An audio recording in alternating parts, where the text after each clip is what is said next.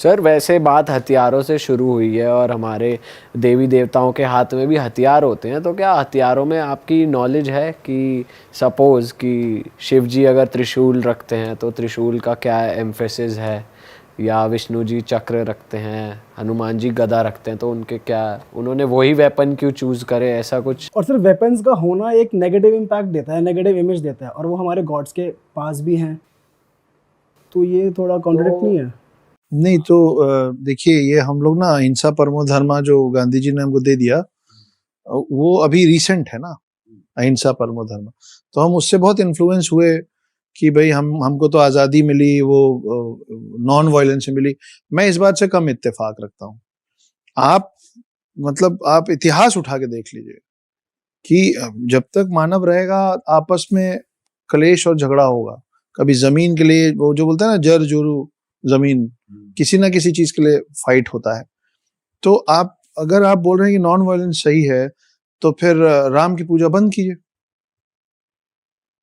है ना, फिर कृष्ण की, शिव की, सबकी पूजा बंद कीजिए। तो मुझे देखिए, हमारे जो शस्त्र है ना, वो हमला करने के लिए नहीं है, वो बचाव करने के लिए। आप और ये हम हमारी संस्कृति का हिस्सा है। आपके इस देश में ऑफेंस मिनिस्ट्री है कि डिफेंस मिनिस्ट्री है? डिफेंस मिनिस्ट्री है।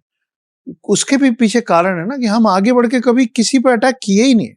मैं बात कर रहा हूँ सनातन की, मैं मेरी बात कर रहा हूँ, मैं हिंदुओं की। मैं कभी पहला हाथ नहीं उठाता हूँ, लेकिन हाथ उठाने का मतलब सिर्फ मारना नहीं होता ना। अगर मैं बचने के लिए ऐसे करूंगा तो भी तो मेरा हाथ ऊपर उठ रहा है ना। तो हाथ उठाना गलत नहीं है, किस संदर्भ में हाथ उठ रहा है उससे, और किस पे हाथ उठ रहा है, ये फर्क बना है। तो हमने कभी आगे बढ़ के किसी पे आक्रमण नहीं किया है, और इस बात को दुनिया में कोई नकार नहीं सकता कि हमने पहले आक्रमण नहीं किया है, हमने बचाव ही किया है। और बचाव के बाद भी अगर हम सोचते हैं ना कि अच्छा तुमने आक्रमण किया है, बचा तो हम लेंगे खुद को, अब बताते हैं हम कौन है, तो पाकिस्तान गायब हो चुका होता, क्योंकि हम उसी समय घुस गए थे, हम लाहौर तक पहुंच गए थे। सही बात है ना। तो वो रहमो करम में, सिर्फ दुनिया के रहमो करम में नहीं, वो सबसे पहले भारत के रहमो करम पे जिंदा है। तो हमारे हथियार, हमारे भगवानों के हाथ में कोई हथियार है, वो इसलिए नहीं है कि चलो मार काट करते हैं। वो इसलिए है कि सामने वाले को समझ में आया कि देखो बॉस, एक हाथ में हमारे शास्त्र है और दूसरे हाथ में हमारे शस्त्र भी है। ये सामने वाले को चुनना है कि वो शास्त्रार्थ करके हमसे हारना चाहता है या शस्त्र में हारना चाहता है। पर जीतेंगे हम। क्यों नहीं जीतेंगे हम? हमने किसी का बुरा नहीं किया, हमने आप पे हमला नहीं किया। पहला हाथ आप चला लो, उसके बाद हाथ तो हम ही काटेंगे। इस चीज का फायदा भी बहुत उठा लेते हैं लोग कि जैसे सहन कर रहे हैं, ठीक है, कर रहे हैं, तब तक फायदा भी उठाते हैं उस चीज। बात अगर इंडिया पाकिस्तान की हुई थी इसलिए कह रहा है शायद। नहीं, हर महीने में देखिए, अच्छाई को बेवकूफी समझने की जो प्रथा है ना, वो बहुत पुरानी है, बहुत पुरानी है। कि अच्छाई को बेवकूफी, हाथी कभी हमला नहीं करता है। हम इतना तंग कर देते हैं कि फिर जब वो तांडव मचाता है तो फिर क्या कार, क्या ऑटो, क्या बाइक, क्या ट्रेन, सब एक बराबर कर देता है वो। तो हम लोगों की अच्छाई को बेवकूफी समझने की जो प्रथा है, वो बहुत लंबे वक्त से चले। तो हम ना सहन करते रहते हैं और फिर एक दिन हम फटते हैं। तो परशुराम जो है, परशुराम की जो माँ है वो राजपूत थी, वो क्षत्रिय थी, और पिता जो है वो ब्राह्मण थे। वो व्यक्ति आधे से ज्यादा जीवन अपने शास्त्रों को लेके चला, एक अच्छा पुत्र बना, सब सही था। फिर एक दिन उसके पिता को मार दिए। उस दिन उसने शास्त्र रखा, फिर उसने शस्त्र उठाया। जब शस्त्र उठाया तो पूरी पृथ्वी हिल गई थी, क्योंकि उसने बोला था 21 बार क्षत्रिय वीन कर दूंगा पृथ्वी को, तो उसने कर दिया था। तो आज भी 7 चिरंजीवियों में जो सबसे ज्यादा भयावह हैं, जो सबसे ज्यादा खूंखार हैं, जो सबसे जल्दी नाराज हो जाते हैं, वो परशुराम, लेकिन वो है ब्राह्मण।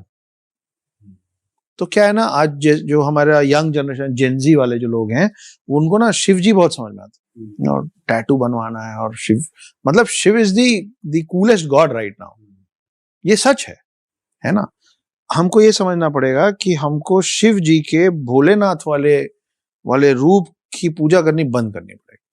हम उस भगवान की, या भगवान के उस रूप की पूजा करते हैं जिससे हम कनेक्ट करते होते हैं, या जिसमें हम खुद को ढूंढते होते हैं। अभी भोलेनाथ, आप शिव जी की पूजा कीजिए, भोलेनाथ की पूजा करने की जगह पे आप रौद्र रूप की पूजा कीजिए। ऐसा क्यों सर? क्योंकि समय की जरूरत बनती जा रही है वो। अच्छा, ये जो हम बोल रहे हैं कि हमारी अच्छाई को हमारी बेवकूफी मत समझो, मत समझो, मत समझो, फिर भी तो समझ रहे हैं ना। तो एक कहावत है कि well done is better than well said, कि अच्छे कथनी से बेहतर है अच्छी करनी, है ना। अभी आप देखिए, अगर हम वहां जा सकते हैं तो ये जो अभी साक्षी के साथ जो हुआ है, ठीक है, अनगिनत लोग मैं देख रहा हूं मीडिया पे बोलते हैं कि हम वहां होते तो ये कर लेते। हम कौन करता कौन नहीं करता वो बात की बात है, लेकिन जो वहां थे वो तो कुछ नहीं किया ना। तो ऐसा भोलापन किस काम का? तो फिर आप बन जाइए रौद्र रूप। तो वो खोलिए त्रिनेत्र, चलाइए त्रिशूल, करिए नटराज डांस, लाइए प्रलय।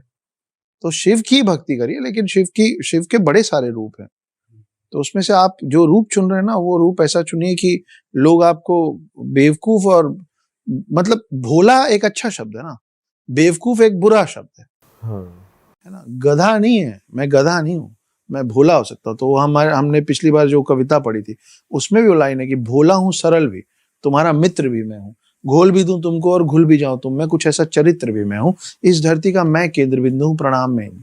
तो मैं भोला हो सकता हूं, मैं बेवकूफ नहीं हूं। तो अगर आप मेरे भोलेपन को मेरी बेवकूफी से कंफ्यूज कर रहे हैं, तो मेरी मजबूरी हो जाएगी कि मैं ऐसे त्रिशूल को पकड़ूं ना, जमीन में पटकूं धन, कि अब चलो बात करते हैं।